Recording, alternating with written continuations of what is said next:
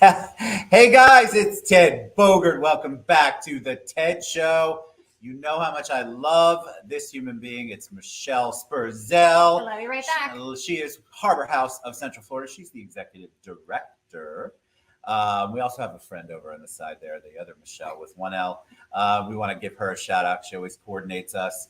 We are back to talk about, obviously, Harbor House and Walk a Mile in Her Shoes. It's the 10th anniversary, the 10th annual Walk a Mile in Her Shoes. And if you all, I know you watch the show, so you know Ted gets out in boots and heels and all sorts of crazy things. And I walk right up and down Orange Avenue in support of the mission and all of the victims and survivors from Harbor House and domestic violence across the world. But Michelle is a dear friend, an amazing advocate, and we're just happy to have you back. Welcome. Thank you very much for having me here. I'm excited. I love this time of year. I love doing the walk. I don't know why, because if you can see behind me, there's some of the shoes. Yes. He's worn these shoes. I have worn those shoes, and I've worn shoes that make me want to cry, which is sort of a little bit of the point. Yep. We are trying to walk a mile in the shoes of those who have suffered at the hands of domestic violence. And we just have the most amazing community here, and Michelle heads that up. So let's talk about Harbor House first, and then we'll get into the Walk a Mile. So Harbor House, we are the domestic violence agency that helps provide services to survivors here in Orange County. We are more than a shelter. When people think about domestic violence, they think someone needs a place to go, and that's totally right. We have our emergency shelter, we have our 24-hour crisis hotline, but then we also have offices that are located all throughout Orange County, where we have areas where survivors can come in, they can meet with an advocate, they can safety plan, we can help them file an injunction for protection, we can help them with different needs that they might have. So say they left and they need a stroller, or they need a pack and play, or they need food, they need clothing, we can help them with those different basic needs as well. And so really our job is to be able to help someone navigate the situation that they're in, help them work through the criminal justice process, help them work through possibly being homeless, and help come up with solutions so that they can stay safe and not have to return to an abuser. It's I've talked about it on the show, so I think everyone knows. If you don't, I have no problem sharing it. I come from a child abuse background, so domestic violence was in my house. And I just remember the helpless feeling. And that was back really in the old days before we had shelters, or at least before there was an active involvement in the community from all of the community leaders to find a way to get families and spouses and significant others safe. And I just remember thinking, what am I going to do? And how would my mother do it? And it was just so traumatic. And I think any child who has been through that, or any person who has been through that and is a survivor of it, you go back. Every time I talk about a Walk a Mile, I'm happy because of the advocacy, but it certainly brings you right back to the moments of that. But how beautiful and amazing to have such a powerful, proactive organization in our Central Florida community to be able to reach out to women, children, and men as well. Let's talk a little bit about the men for a minute.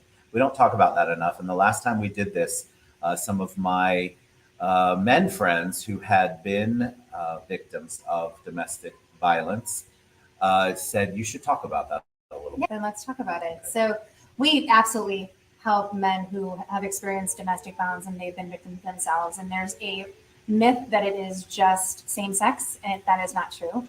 It is definitely that we've had survivors that we've worked with and we've talked to where they've been abused by their wife, by their girlfriend, been stabbed by their girlfriend, been hit by their girlfriend.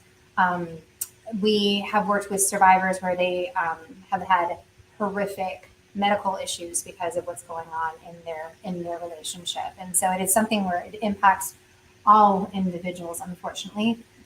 Men, women, children that witness it. And then we also know that it affects animals as well, because oftentimes animals are a victim of domestic violence in the family as well. And talk about that, because this is unique. I feel like Harbor House has an entire animal area. Let's talk about that, because I think that's a beautiful thing, and tell them why that's important.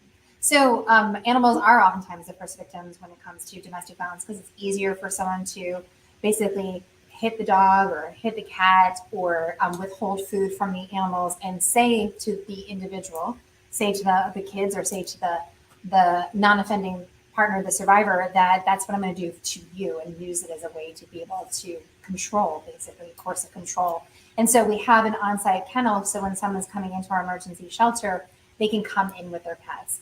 And then during COVID, we expanded the program as well. So any of our survivors that are living in the community and they may still be living with the abuser, or they might have gotten out and they still have their pet, if they have any type of medical needs for their pet, we're able to help them with that. And then also if they need food, anything that they need, so that we can really make sure that we are able to keep the family together. Because that's the other piece, is that when someone's experiencing a lot of different trauma in their life, you make hard decisions. And some of our survivors would make the decision of, like, I'm just going to give up my pet. I can't handle it. I can't afford the food. I can't afford the medical.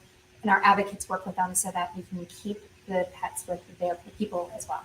And I think that a lot of survivors have chosen to stay because they don't want the trauma of leaving one more thing that's going to impact either their family or themselves, where they would have to leave the pet. The fear of leaving the pet with the abuser is a strong one, and believe it or not, a reason why people would stay in the situation and stay in a place that wasn't safe. But you all do so much fundraising and advocacy, and this is the time of year for Walk a Mile in Her Shoes. So let's talk about what that even means. You can see some of the shoes behind me, but give us the 411, the background on that. So you said it perfectly. It's really about men getting involved in the conversation about domestic violence. It's about men holding other men accountable, because we do know that it is a gender violence. Typically more women are impacted by domestic violence than men, though there are males that we just talked about it that are also survivors.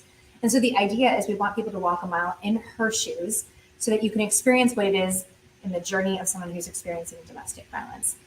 And so it's quite literal by asking people to wear high heels and walk a mile down cobblestone streets, which is also hard, between two different places where people sometimes have to go. They sometimes have to go to City Hall. They sometimes have to do courthouse. So there's a lot of meaning behind our event. And what's really great about it is the community, as you mentioned. And so survivors come out to walk. We have people who are adult survivors, childhood survivors. We have individuals who have lost someone to domestic violence. And so that's part of the event as well. We have what we call placards, where someone can write down why they are walking. And it's a conversation starter, so that you can say on yours, it would say, I'm a survivor. And someone might not look at Ted and say, what do you mean that you're a survivor? And then you can tell your story. And that's going to make such a huge impact to someone who's going to stop and ask you that question. And so there's a lot of meaning behind it, but at the same point in time, it's a fun event, because to see someone walking down the street wearing heels, or in Ted's case, very tall green boots that was sparkly. Last year. But people stopped you and they asked, why are you doing it? And so it's another way for us to be able to raise awareness about the issue of domestic violence, raise the issue about it happening here in our community, and also that there is a community that wants it to stop, and that there's a community that's offering to help. And I think that for me, the event is just a personal one. And I meet people along the way, and I love to hear the stories. And I also love to hear how the walk has impacted people. You have a lot of us have come back year after year to continue to raise awareness and be advocates. And that, guys, I know it sounds like it's a lot, and sort of that's the point, in my opinion. But it is such a great, you really do get a sense of community. The entire enforcement community and the other social service community comes together as well, right? Yeah, right now, Orlando Police Department is actually our largest team right now. And so they always come out with encouraging each other, because they also know that it's important for people to know that law enforcement is there to help, not to hurt. And that's another reason why they come out to support the event, is because they want survivors and the rest of the community to see them, that they're there, and they support the cause, that they're here because they want domestic violence to end. They are impacted in a different way as well. I mean, those are some of the most dangerous calls that they go on, are domestic violence calls. And they're also, for some law enforcement officers, they're also incredibly frustrating, because they might be going to the same house numerous times. And the whole thing is that it's frustrating because they want to help. And at the same point in time, we know it takes some individuals a few times to be able to get enough courage to leave that situation. So how do I'm obviously going to put my own personal team link in the bottom because that's just how I am. I'm going to try to beat out OPD. But how can somebody find out more information? So people can find out more information by going to your link and joining your team. But at the same point in time, people can always go to the Harbor House website, which is harborhousefl.com, and they can go to Give Help and look for our event page. You can always look for Harbor House on Facebook, or you can just look up Walk a Mile in Her Shoes Orlando, and we will come up that way. So I think I've asked you this maybe a couple of years ago, but I feel like what you do, advocacy itself is very taxing. It's rewarding, but it's emotionally, spiritually, soulfully, a lot of work. You pour your heart into it. What do you do to make peace with that? What do you do to kind of go, I've got to keep going. These are the things I still need to keep doing, even if I'm tired.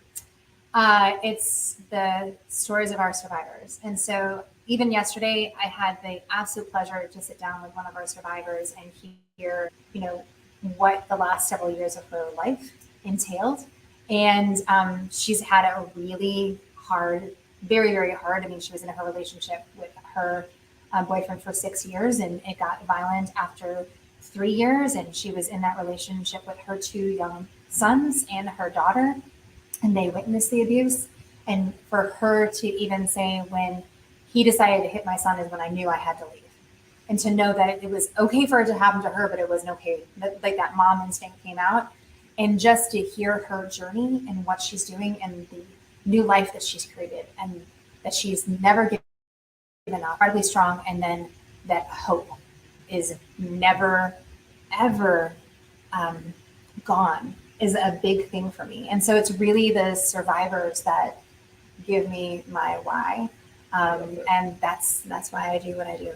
I love it. Y'all get involved, harborhousefl.com, or I will link. You can join us. We're going to have a great time celebrating, but advocating and certainly remembering on February 9th. It starts what time? It starts at 5:30 as far as registration. The event itself starts at 6.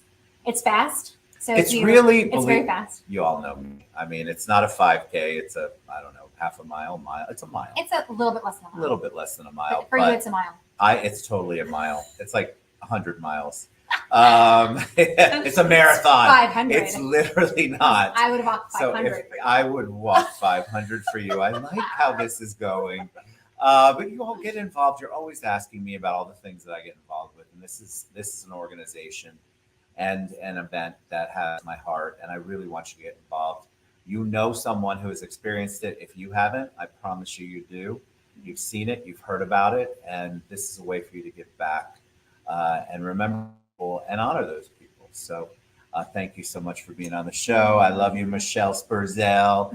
Love you, Michelle, on the other side.